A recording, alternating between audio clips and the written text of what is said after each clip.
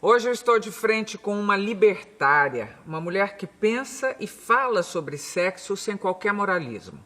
Regina Navarro Lins, ela é psicanalista, carioca, nascida em Copacabana há mais de 60 anos e descobriu em seu consultório que a felicidade e a infelicidade das pessoas está quase sempre relacionada ao amor e às relações sexuais. Autora de 11 livros, Regina incomoda muita gente com seu jeito peculiar de falar sobre desejo, sedução, paixão, casamento, ciúme, infidelidade e separação.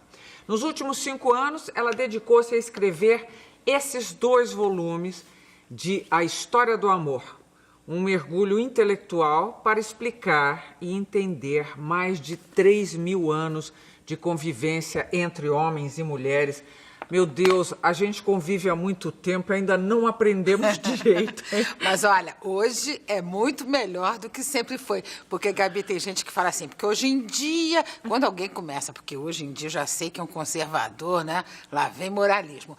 Porque as pessoas não percebem. Porque essa história que eu pesquisei não é dada na escola, que é a história das mentalidades, é como as pessoas viviam, como elas sentiam, como sofriam, né? A gente aprendia na escola data, guerra, essas coisas. Então, quando você pega a história, eu peguei de 5.000 anos para cá, desde a pré-história, passei por todos os períodos, Grécia, Roma, Idade Média, até chegar hoje, você vê que não houve um período que fosse melhor que hoje. Não? Nenhum. Olha aqui, eu vou começar com um raciocínio. Você sabe que eu sou uma mente atormentada, né? Quando eu estou ali em volta da entrevista que eu vou fazer, eu fico obsessivamente pensando a respeito. E, no caso, obsessivamente pensando a respeito de sexo e com as informações que me vêm ao longo dos tempos sobre a nossa relação com a nossa sexualidade. Aí, eu quero começar colocando essa pergunta para você e depois vamos fazer uma coisa super didática aqui, vou ler minhas perguntas e tudo. Eu disse na abertura, e você já concordou, você já definiu, que o homem tem felicidade e infelicidade sempre relacionada a amor e sexo. Eu li e tenho lido informações de que os animais, e nós somos os animais, eles transam, eles têm sexo para procriar. Então nós, os seres humanos, saímos desse esquema e passamos a fazer sexo por prazer. Nós não estamos contrariando a nossa natureza e por isso não existe sempre uma coisa relacionada a sexo que nos incomoda? Não, eu acho que não. Eu acho que a cultura, os animais não têm, né? A cultura, né? Influenciando, condicionando a maneira de viver. E nós temos, porque o ser humano que... Mas você acha que a natureza contava com a nossa cultura ou fomos um bicho a mais que, de repente... Mas a cultura vai influenciando e vai determinando o nosso comportamento, né? Até nosso inconsciente. Então, por exemplo, antigamente as pessoas tinham filhos, as mulheres todas queriam ter filho para procriar, a perpetuação da espécie. Hoje, um número enorme de mulheres não quer ter filho. Isso é uma questão da cultura, né? Então, quer dizer, eu acho que todo o nosso condicionamento cultural, e por isso eu peguei de 5.000 anos para cá, para a gente entender o que é o amor hoje, como a gente sente, como a gente sofre, porque senão a gente fica só no individual, né? Isso é uma crítica que eu faço na introdução aos psicanalistas que ficam só no individual e esquecem que nós temos uma história que vai sendo passada para a gente. Então, eu acho que nós temos coisas que são típicas dos animais que somos, mas o fato de sermos animais racionais, e não só isso, porque, por exemplo, nós não temos um período para fazer sexo, como os animais têm o cio, né? Nós não temos esse... Ué, não temos na ovulação? Não, a gente pode fazer sexo em qualquer período. Sim, mas eu estou prazer. dizendo... Mas isso não é um indicativo de que nós éramos um animal que só desviamos do caminho, porque nós, quando ovulamos, excitamos o macho. Sim, e aí seria a hora de provavelmente. procriar? Agora, também não sei se a gente só excita o macho quando ovulamos, né, Gabi? Eu acho que a gente excita o macho pela própria sensualidade que passa, pelo próprio desejo, né? Então... Quer ver? Vou além. Eu fiquei pensando muito a respeito disso. No casamento, que você disse que casamento, você diz absolutamente que casamento não combina com tesão. O casamento não tem aquilo de este é o macho, quer dizer, inconscientemente, o macho que eu quero que seja o pai dos meus filhos e vice-versa. E depois que eles acasalam e têm filhos, acaba o interesse? Eu acho que não. Primeiro que a imensa maioria das relações sexuais não são para procriação. A imensa maioria. E depois da pílula, então, para as mulheres também, né, que não procriam. Agora, quando eu digo que casamento não combina com a manutenção do desejo entre o casal, eu quero fazer só um parênteses. Esse modelo de casamento que está aí, que é cheio de regras, cheio de normas, influenciado pelo amor romântico, as pessoas casam acreditando que vão se completar, criam expectativas que não se cumprem, de que um só vai ter olhos para o outro, que você vai ter todas as suas necessidades atendidas pelo outro, e isso não acontece, então surge o ressentimento, surge a mágoa. E tem uma coisa que eu falo também, eu acho que o grande problema do casamento é a falta do tesão, do desejo, né? Isso acaba, as pessoas podem se amar, gostar da companhia, mas chegam, olha, só não tenho vontade de fazer sexo com o meu marido. Geralmente é mulher. Para cada homem que perde o desejo pela sua esposa, 4 ou 5 mulheres perdem pelo seu marido. Então, eu acho que o modelo, o casamento ser criado em cima da idealização do amor romântico, você conhece uma pessoa, atribui características que ela não possui e casa esperando que ela preencha aquilo que você idealizou.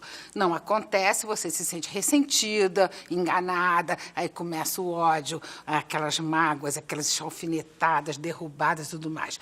Então, eu acho que o tesão no casamento acaba por várias razões. Excessiva intimidade, excessiva familiaridade com o outro, mas também pela exigência de exclusividade.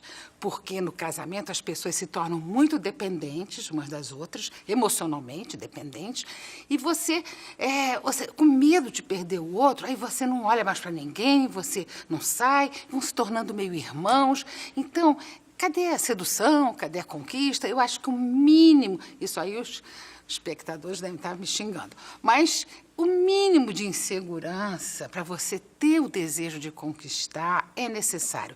Então, essa história de casou, começou a namorar, a pessoa não pode olhar para mais ninguém, não pode transar com mais ninguém. Aquilo é uma tragédia, né? Porque essa Falar, então, suas fantasias? Nossa, trágico. não, é uma coisa terrível, né? Então, quer dizer, eu vejo assim, eu vejo no meu blog, eu vejo no Twitter, no Facebook, você sabe que eu tenho um Twitter que eu trabalho, né? @Regina Navarro, quem quiser ir no Facebook também. Então, eu recebo muitas mensagens. Esse assunto, exclusividade sexual, é, assim, uma coisa impressionante como mobiliza as pessoas. E como elas ficam, elas não argumentam, elas me xingam. Então, quando dizem para mim assim, por que você fala tanto em infidelidade? Hoje eu estava até lendo no meu blog, eu tenho um blog no UOL, né, que eu escrevo sobre todas essas coisas, aí, e começam a me atacar. Você que... Eu falei, gente, é porque ninguém imagina o sofrimento. Se você for numa delegacia de mulheres, e você vê as mulheres que são todas agredidas, atacadas, você pode estar com certeza que é porque desconfiou que ela transou com outra pessoa, é pelo ciúme. Tem uma pesquisa no Canadá que foi feita com milhares de mulheres e todas elas declararam que foram atacadas, mutiladas, pelo ciúme do outro. E não existe um país ideal? Um lugar onde as pessoas tenham liberdade sexual? Eu acho que o Ocidente ainda quer dizer, tem tribos, né? Podem existir algumas tribos primitivas e tal, mas em sociedades civilizadas, o Ocidente ainda é um pouquinho melhor, né? Porque se a gente olha para o Oriente Médio, né? Olha para a China, é uma coisa terrível, né? Agora, acho que todo mundo tinha que lutar para se libertar, né? Agora, deixa eu falar outra coisa para você, que eu também tenho observado muito. Eu não li, confesso que não li, porque um dia peguei no aeroporto e não gostei da literatura. 50 tons de cinza, ou uma tradução meio literal, porque na verdade são 50 tons de grey, que é o nome do cara.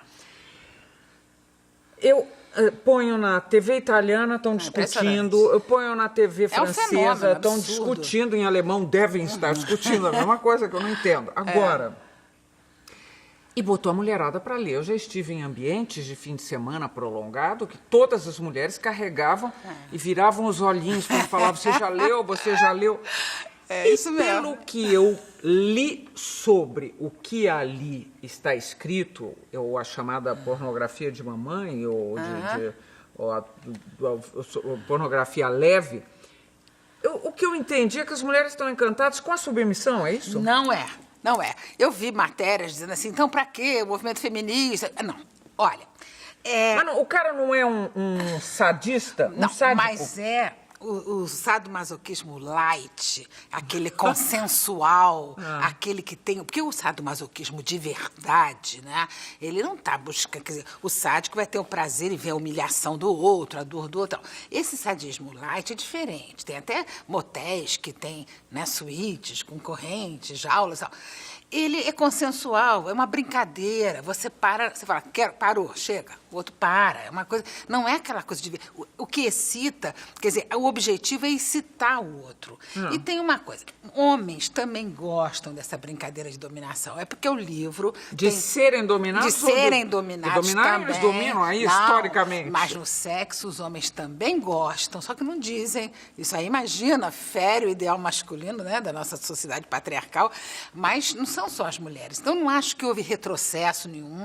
Acho que é excitante, sim. Mas eu não estou falando com retrocesso, eu estava falando mesmo... Da submissão? É, da submissão no sexo. Acho que é um jogo de dominação e submissão que homens e mulheres têm prazer. O próprio Kinsey, quando ele fez aquele relatório, ele falava assim, quem é que não gosta daquela brincadeira, de aquela mordida, ou aquela brincadeira que vai dar um beijo e sai? Quer dizer, como isso excita, e excita homens e mulheres. O livro, eu também não consegui ler, eu comprei, li o primeiro capítulo, também achei meio chato, mas eu dei uma olhada para ver o que era, então sei direitinho o que o livro trata.